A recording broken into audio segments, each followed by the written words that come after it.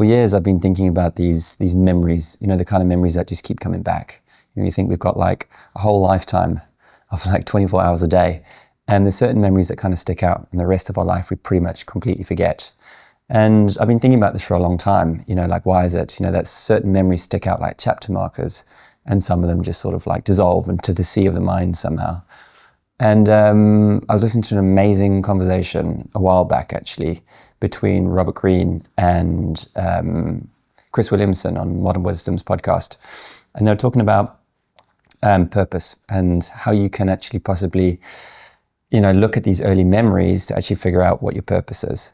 So they basically went into the conversation, and Robert Greene was talking about there's so many people that are really suffering, trying to figure out what they're supposed to do with their life. You kind of end up in this place where you have a bit of an existential crisis, where maybe you just feel like, you're not living the life that you feel that you should be, but you actually don't even know what it is that you're supposed to be doing. And I feel like this happens because of our sort of like the way in which we move into this world, the conditioning and everything, the inheritance that we get from, just being born into the place in which we're born into. So when you think about like our lifespan, we're born into this world, we're born into a family, we're born into a culture, into a nation, into a tradition, to an educational system. And within the system, we sort of like have to kind of somehow stick between the lines. And you might have things that you connected with when you were a child, but then over time, you were kind of told that those things were silly and to forget about that sort of stuff because it won't get you anywhere in life. And then you go through the educational system and you kind of like start trying to figure out what it is that you're good at, and you sort of align yourself with some sort of subject. Maybe you go to university, you do a degree, and then next thing you're in a lifelong career where you're just doing this one particular thing. But you might have got to a place where you just feel like, it's just not really serving your innate, intrinsic sort of needs to actually do something where you feel like you're offering a higher value to the world. And I think this is such a beautiful way to kind of think about it and actually really think about how it is that you could find your purpose. Because I do feel like, once you know what your purpose is, everything else sort of is downstream from there. You kind of know all the steps that you need to take in order to get there start to become more clear, because you know what you're supposed to be doing and where you're supposed to go. And when I was listening to this conversation, it really sparked out one particular memory for me, one thing that always comes back. You're like multiple times a year, this memory pops out. And I must have been about maybe like 9 years old, something like that. Walking out into my garden, and I had this mission, this whole like goal to like get to the back of the bushes in my garden and step on land that had never been stepped on. So I like crawled through the bushes, and I was pricked and spiked and all that sort of stuff. It was like not the nicest of moments. But I remember getting to the back of this bush and finding my little zone, carving out a little spot, and feeling so proud that I'd stepped on land that had never been stepped on before. And obviously the mind of a 9-year-old believes that, and sometimes that belief is all you need to really sort of start building the story around the things that you actually value and the things that you find, that align with, your innate, intrinsic sort of desires, the things that you feel like you should be doing. And that memory, like I said, jumped out again, like a chapter marker in my book.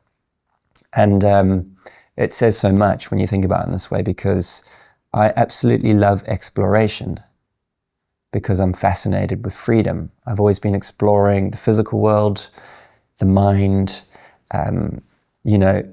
story, everything. I've had this really interesting sort of desire to just explore. And you can kind of see that in those early memories. And most of the things that I've done since then have always been inspired by that sort of like that same sort of feeling of like, stepping on new ground, new territories, doing things that haven't really been done before and doing things in a different way, and kind of, and I've always been feeding that into all the work that I've done, all the stories that I've told. Again, it's just about sort of like, literally breaking stigmas, kind of showing that we can do things differently. And, that little 9-year-old boy sitting in those bushes in the back of the garden, with a massive smile on my face, that was probably the first time I felt like I really accomplished anything like that. And I just think it's such a beautiful way to think about it, so it's like, if you're sort of in that position where you don't quite know what it is that you're supposed to be doing, yeah, maybe just kind of explore those memories that keep popping out. I've got loads of those, and again, I always call it like chapters in the book, and I visualize it almost like your mind is, it's like a library, and there's thousands of books in there with thousands of pages, and it's all just stored in there. You know, these little pages are just in there somewhere, and then sometimes something sparks, you know, that page to open, and for you to relive that memory and all those feelings and the connection that you have from just experiencing once again. It can be powerful. It can really be powerful to kind of helping you sort of break through maybe some of the limitations that you've put on yourself throughout your life, you know, through the conditioning of people telling you what you should be doing, and really being able to find a way back to yourself so you can actually figure out who you are, so that you can actually really start to think about life in a different way and start to bring intention to that, so that you can actually, you know, bring some high value, you know, back into this world. And again, that's really essentially what this whole space is all about. And I know I've been talking about growth, I've been talking about metrics, and I've been talking about numbers, you know, as I've been showing you how my channel's been growing. And once again, the channel growth is important because the channel is how you distribute messages that you find important. And for me, this is really important. It's an important part of the whole process, you know, of being able to actually kind of, you know, build online presence, to be able to actually extract your story, your uniqueness. You know, you'll only be here one time and one time only. And like Robert Greene talks about in this story, he actually came from a book that he wrote many years ago called Mastery. And he talks about like how, you know, 99.9% of us share, I mean, we all share 99.9% of the same DNA, but there's like a 0.1% which is unique to us. So you can start thinking like you come into this world with this little bit of uniqueness. It doesn't have to be so big. You know, it's just that you're bringing value into your communities, into the world. And, you know, I just think this is an awesome way to kind of think about it, a beautiful way to kind of think about, you know, maybe ways in which you can find your own little unique piece and bring it into the world. So yeah, I think that's it. I think that's cool for today. Again, I do have a school community. The numbers are racking up in there. It's great. I think there's about 130 now, or 140 people in there, last time I checked. And that's all happened over 2 weeks, which is awesome.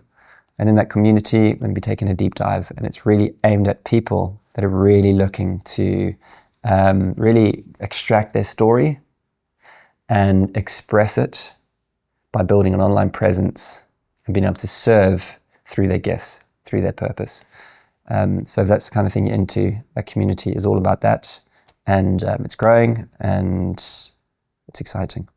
So if that sounds like you, links in the description. If not, that's cool too.